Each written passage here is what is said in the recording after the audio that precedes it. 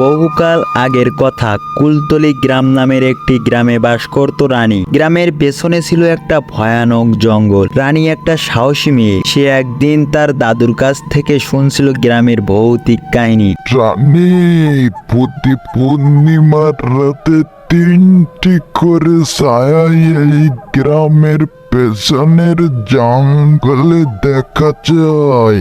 এই ছায়ামূর্তি গ্রামে এসে একটা করে মানুষ মেরে ফেলে চলে যায়। দাদু, এই ছায়াটা কাদের? দিদি ভাই, এই ছায়াটা হলো গ্রামের ভূতেশ্বরের। ভূতেশ্বর কে দাদু?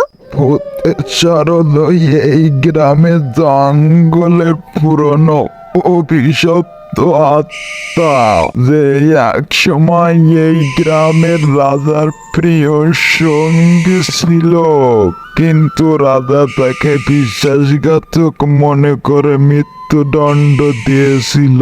সেই থেকে প্রতি পূর্ণিমার রাতে সেই একটা করে মানুষ মেরে চলে যায়, আর তার সাথে 2টি করে ছায়ামূর্তি নিয়ে আসে।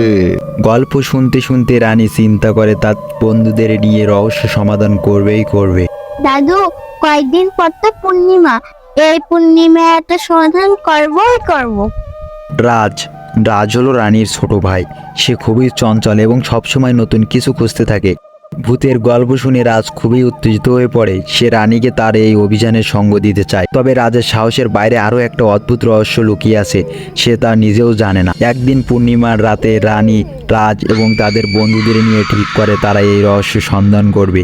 তারা জঙ্গলের ভিতরে প্রবেশ করে এবং ভয়ঙ্কর কিছু অনুভব করে। হঠাৎ করেই তারা একটা ছায়ামূর্তি দেখতে পায়। সাথে সাথে রানী এবং রাজের তাদের দাদুর গল্পর কথা মনে পড়ে যায়। তাদের একটুখানি ভুলেই 3টি ছায়া তাদের আক্রমণ করে।